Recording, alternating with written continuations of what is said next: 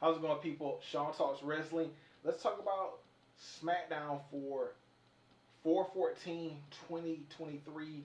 Um, this one kind of flew by fast. Like, started at 8, and it didn't feel like the whole 2 hours. It just felt like 30 minutes at the most. I don't know. Maybe it was the long talking segments, but weren't a lot of wrestling matches. But to be honest, the wrestling that we did get here was pretty good. So it starts off with Sammy and Kevin in the ring, and they're talking about the Usos, the Bloodline. You've seen it before. And then the Usos come out and they say they're gonna get their tag titles back, and they're gonna beat up whatever, and that one of them is always gonna do what they always do, betray each other. Either it's gonna be Sammy or it's gonna be Kevin, but one of them is gonna betray each other. Sammy tries to get a little jab in, saying that the pressure's getting to them or whatever, and I think it was Jay. Jay responded by like saying, "You guys have been tag champions for like what 2, 3 weeks, and you guys already got pressure between you two. We've been tag team champions for like 2 years, and that's real pressure. You guys don't know anything about pressure." And some other stuff. So it eventually leads to the Usos, Sikoa surrounding the tag champs. Out comes Riddle. It's an all brawl for all, and that pretty much sets up the main event. Riddle versus Sikoa. Backstage, you got Sammy telling Riddle, "Hey, take it easy when you face Sikoa. You know he injured you, whatever." Kevin, that already planted the seeds right here. Kevin's like, "No, go balls to the wall. He injured you. You got to take him out." And Riddle just like, both of you got good points, but I can't control what the Usos do or what happens to me. But what I can control is the amount of pain I put on Solo Sikoa. Don't know why Riddle then returned with the mustache and the gold teeth, but hey, that's just me.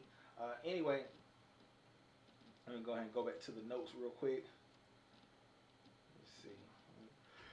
All right, we're past that. Oh, we got. Oh man, this match. This match was funny. Like, not funny, haha, but funny, sad. Uh, Xavier Woods defeated LA Knight. Now, the match by itself, not bad. Both of these guys did a hell of a job. But, so the end of the match comes. LA Knight rolls up Xavier. But the ref is standing by the ropes. And, like, LA Knight can clearly see her, like, right here, just, like, eyesight. And he just, like, hold Xavier's tights. And the ref's like, "I'm not going to count that. Come on." And then he's arguing with the ref. Xavier rolls him up. The ref runs to see the shoulders of LA. And Xavier pulls the tights. And LA Knight gets up and he's like, "What? You didn't see that?" He was, only AJ Styles has gotten over the "I used to work for TNA tax. I used to work for TNA, and now used to work for TNA. Now I have to mentally and physically abuse you on TV tax." And I think that's only because he went to New Japan. So like people he could kind of say like, "Oh, New Japan heavyweight champion." They couldn't say like, "Well, he came from." So LA Knight, charisma, talent in the ring. How long are they gonna keep doing this guy until they say like, "Okay, we can you for that TNA tax"? A year and a half, maybe a year and a half. I'm trying to think of other guys who work for TNA who are doing good.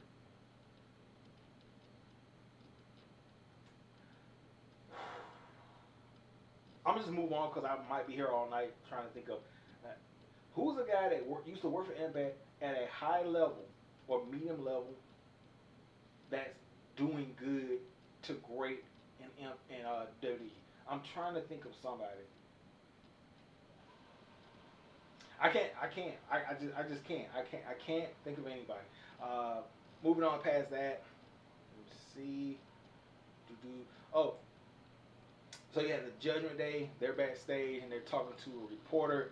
I think it was Kyla. Anyway, Kyla asked Rhea Ripley how did she feel about being embarrassed by uh, Selena Vega. They're setting that matchup as I said previously, and then she asked Damian Priest about Bad Bunny. He said, "Look, I'm gonna talk about Bad Bunny when I got to the ring. Judgment Day, they're all in the ring. They're all in the ring besides Finn Balor, and Priest, he just like shows a clip of him choke slamming Bad Bunny to the table twice. They're setting that up. Dominic, Priest, Bad Bunny, Ray. Yeah. So, sorry, it's like match goes Priest versus Santo Escobar. Match of the night. Match of the night, hands down, no questions asked. I'm trying to think of some spots for this match. Uh, I know the ending of that South of Heaven choke slam. Uh, Rhea got Hula Harana into the barricade, but in all that confusion, uh, Priest hit that South of Heaven choke slam. It's kind of really sweet. Also, Santos Escobar during the match, he hit that top row Hula Prada. That was really sweet. The broken arrow, that was cool. But all in all, match, like I said, this was the premier match to watch. Um, And like I said, Damian Priest won with the South of Heaven choke slam. After the match, he throws Escobar out, and he's about to choke slam him on the table. Ray's music hits. Ray comes from the sideline, knocks down Priest, fights with Dominic, sets Dominic up for the 619. Um, please tell me the audio was good. I'm gonna double check that. But he sets him up for the 619, and then uh, Rhea and Dominic, Rhea and Priest pull him out before the 619 hits. And then moving on past that. Oh, championship celebration with Raquel and Lil Morgan. Lil Morgan styling the Travis Scott low reverse mochas with the white suit. She was styling. That was a pretty nice outfit. I'm not even gonna lie to you. She did the damn thing with that. But anyway, they were talking about how they're just a new tag team starting and they're this good now. Think about how they'll be in a couple more months or whatever, and that brings out the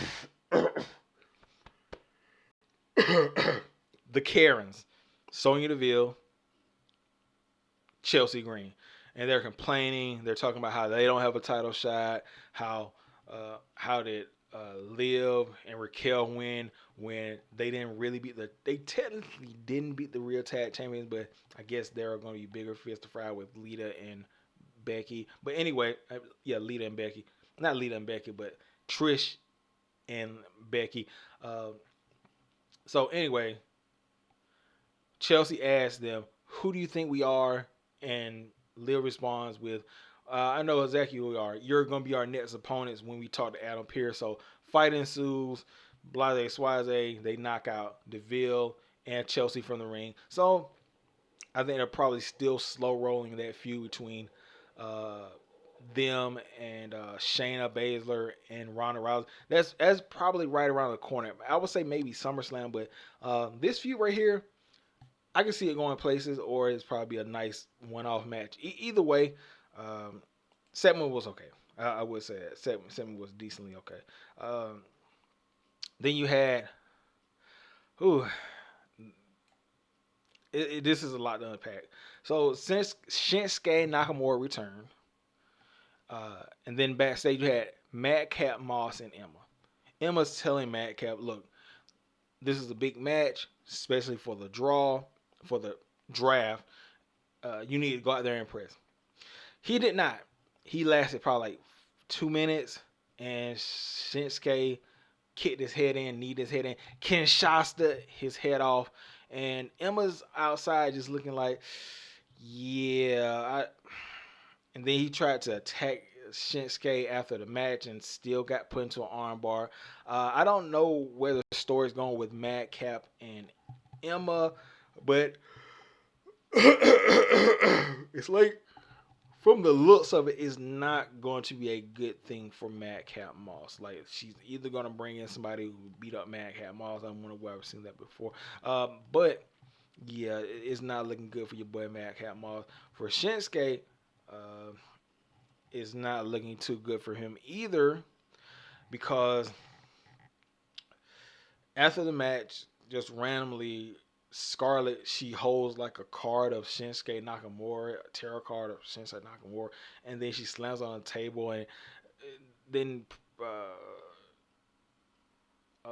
Karrion Kross says TikTok, and I'm just like, it's a cool gimmick that Kross has, but it's also a curse because now the writers can just throw him anywhere, just like, oh yeah, you're fighting shitty poo poo pants because the card said so.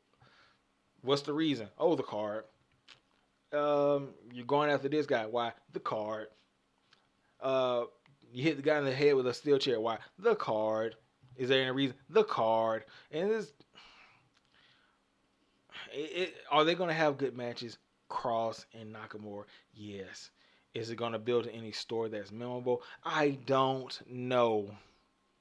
And that's really what I can say for all Karrion Kross things. I don't know.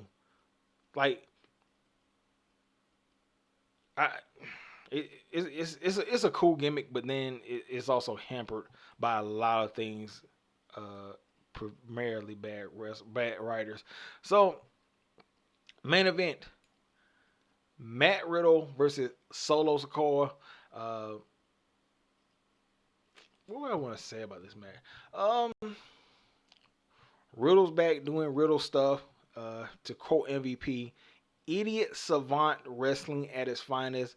A guy who has a goofy character that's also a badass.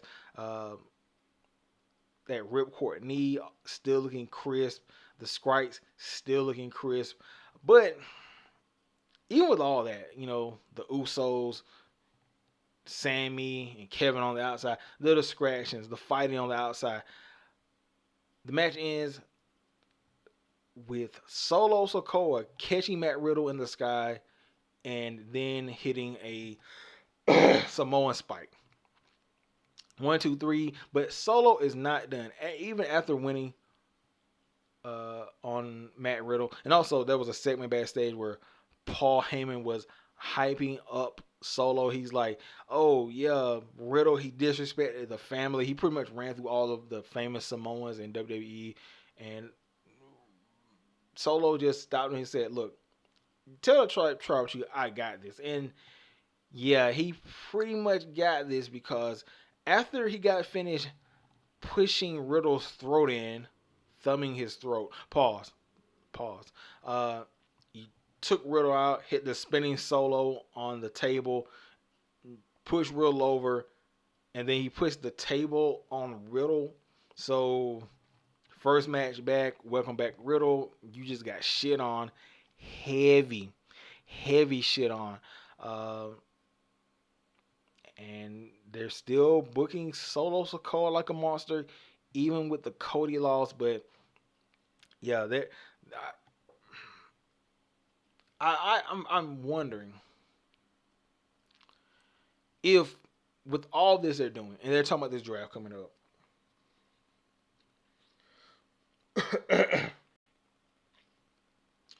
Are they gonna take Solo and put him on a different brand and be like, hey, Usos, you guys have got to be over here, and it's a violation for anybody to come over here from SmackDown to Raw.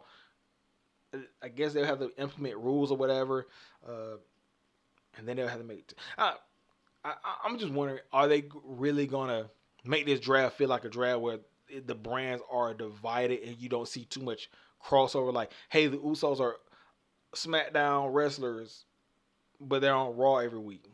Hey, it's this guy. He's got drafted to Raw, but he's always having matches on. I'm just wondering how heavy they're going to be with the rules of this draft and how they're going to make it work. Because I think they're probably gonna lead.